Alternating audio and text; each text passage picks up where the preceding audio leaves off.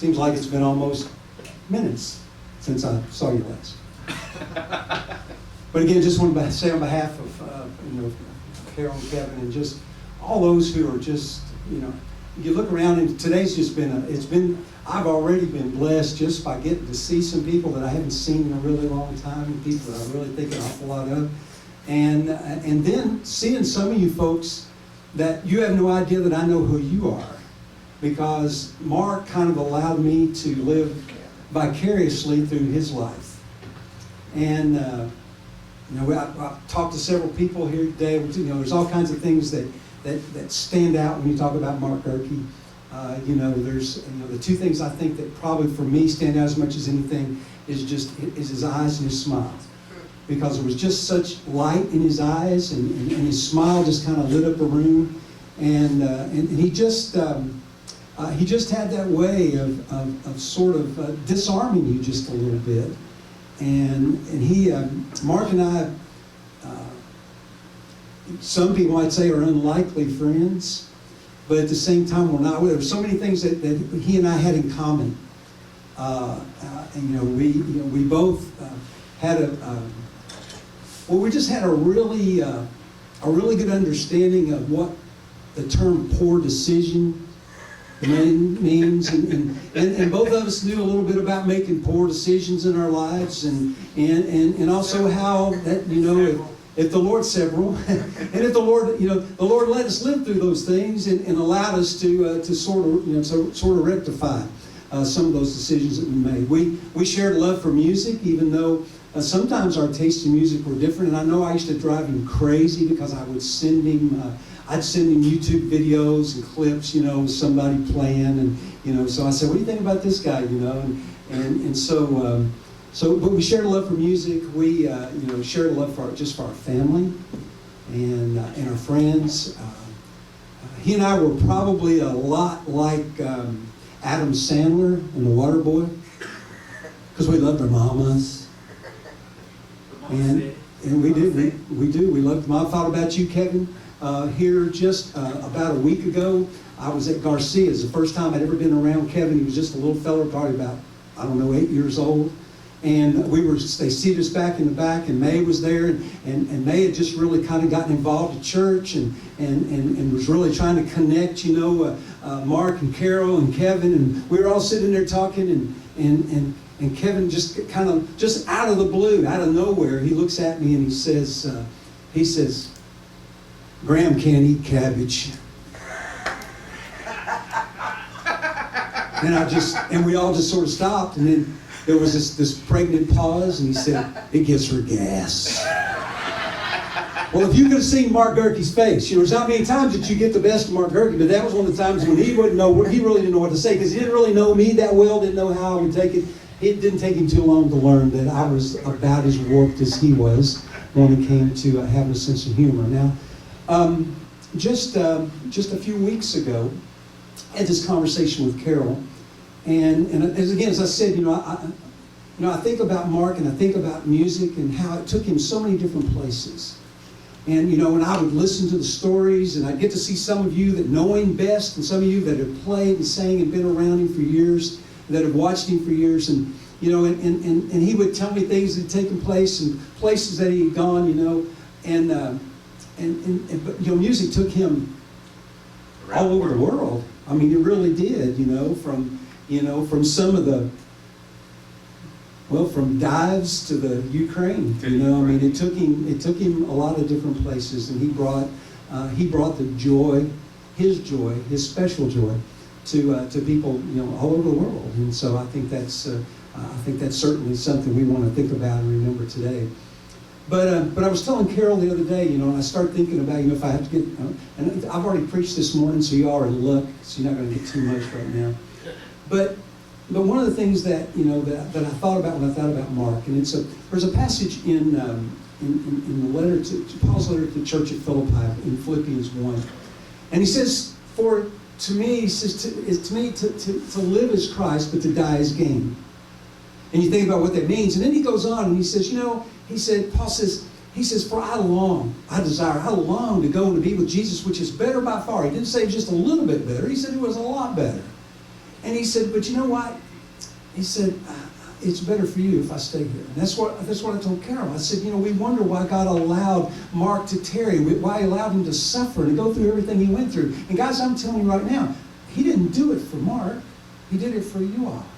So that so many of you all who flocked to the house after he came home and were able to spend time with him and were able to get some of that closure and just to lift up this family in your thoughts and your prayers. And so basically what Paul was saying here, going back to the scripture, what Paul was saying was, I've been playing this gig here on earth, on this old dirt ball long enough, and I'm ready to go to a bigger and better venue. And guys, what I want you to know is that's what Mark has done. Mark he's left, and as good as he can be and as bad as he can be, and that's the way life is, okay? As good as he can be and as bad as he can be, he has left. I said a while ago, Elvis has left the building. Mark has left the building. He has left this and gone on to a bigger and a better venue. So we're at stadiums. And sold out.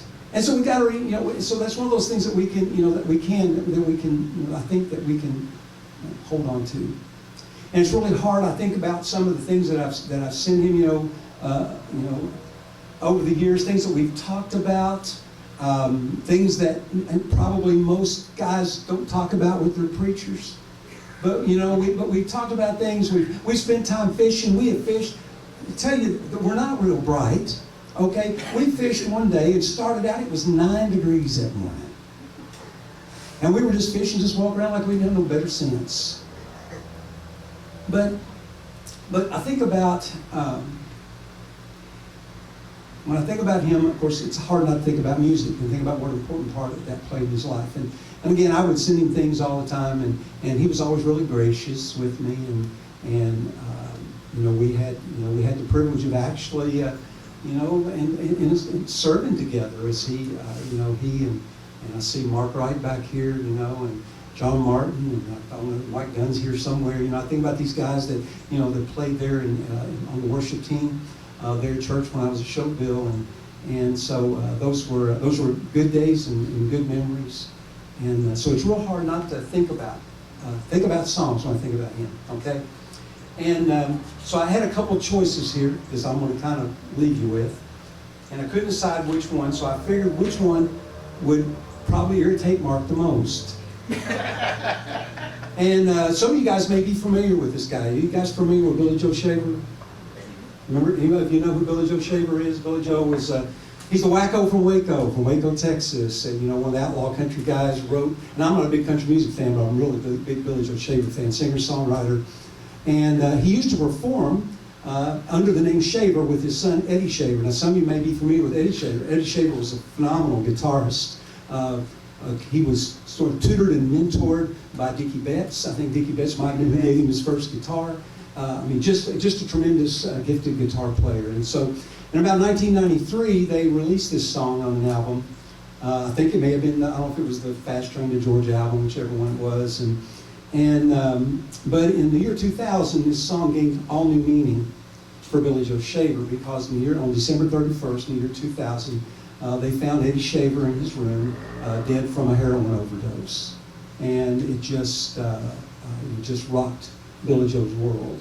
And anytime you've ever heard him, whether he was singing about it or whether he was talking about it, you would understand just how much it hurt. And so what I want to do is I want to share these lyrics with you. And I'm not sure exactly how to share them with you, but just to give you an idea, okay? Because somebody asked me this a while ago, I think it was Debbie asked me, she said, "Are you going to sing today?" And I said, "In front of this crowd? Are you crazy?" I mean, you can't imagine. But just so you get an idea of how the song goes. Billy Joe says, "I'm going to live forever. I'm going to cross that river. I'm going to catch tomorrow now. You're going to want to hold me just like I always told you. You're going to miss me when I'm gone. Nobody here will ever find me, but I will always be around. Just like the songs I leave behind me, I'm going to live forever now. You fathers and you mothers, Be good to one another. Please try to teach children right. Don't let the darkness take them. Don't make them feel forsaken. Just lead them safely to the light. When this old world's blown asunder and the stars fall from the sky, remember someone really loves you. We'll live forever, you and I. Paul said, I'm already being poured out like a drink offering, and the time for my departure has come. He says, I've fought the good fight, I've finished the race, and I've kept the faith. And now they're in store for me is a crown of righteousness, which the righteous judge will award to me on that day. He said, not only to me, but to all those who long for his coming. Love you, brother. Never hung up from the phone, never walked away from seeing Mark Girkey. Didn't tell me he loved me. And I tell him here today, I love you, Mark. And live forever and see you.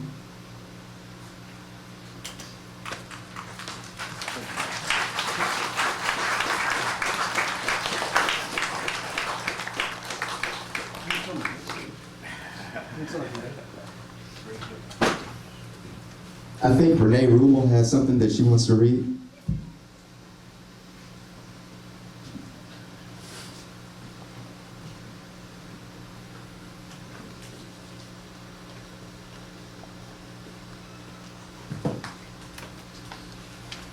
Thank you. Okay. And you know you always want to sing that. You want to up here in front of the mic. Can you hear me? Yep. Okay. What? Since he was a teenager, Girkey, Girk, Mark, Chief, whatever alias you called him, has rocked the music scene. He was playing in bars where he couldn't even legally drink. His harmonies, lead vocals, guitar riffs, and love of everything music made him a joy to watch. His bands, Equinox, King's Ransom, Main Street, Yesteryear, Mark II, Onyx, the list goes on, kept Franklin and the surrounding counties entertained for decades. We all know Expo wasn't Expo without Chief's band playing. Whether Girkey was interacting with the fans while on stage or chatting with co-workers in state government, his charm and wit kept us all smiling. His friendships with so many people amazed him. When Facebook came around, he quickly had more than 1,000 friends and followers. He couldn't believe it. I often told him that he was the most popular person in Frankfort. He was loved by many, and he loved them right back. Mark was fun, funny, talented, easy to talk to, and always had a story to tell. His smile, the twinkle in his eye, his faith, his love of family, all the above made Girk special. The guitar god enjoyed being on stage almost as much as he enjoyed fishing off the boat with his mama May. Oh, May, his biggest fan. She so loved watching him perform and buying him guitars. A big part of Mark died the day she did. His health issues began, and he couldn't seem to find the energy or desire to fight. He missed his mama, oh, so much. I've loved him for 33 years. I'm not sure when I started calling him boyfriend, but he liked it, so it stuck. I even introduced him to my future husband, Roger, as my boyfriend, and I warned Roger before we got married that Girkey would always be in my life. In my next to the last visit with Girkey, this was after he was home with hospice, his last words to me were, "Tell Roger thank you for sharing you with me." My last visit, less than 3 days before he passed, is when he could only smile and nod his head. He wasn't speaking. I told him, "Your garage smells like pot. I think I just caught a buzz walking through it." He smiled a big smile. It's true. I reminded him that he had said he wanted a celebration of life where his friends would get up and say something good about him, preferably good things. I told him I'd be the first one up and I'd lie if I had to. Again, a big smile and a nod of the head from him. As I was leaving, he held my hand and he mouthed the words, "I love you." For the hundreds who knew Mark Kevin Girkey personally, a void is now there. We are all still fans. We still hear him shouting out to the crowd, singing, jamming, smiling, and having the time of his life. We will carry photos in our mind and heart of not only him performing, but also conversations and all of our fun times together. Rock on, Girkey. And Carol, thank you for sharing him with us.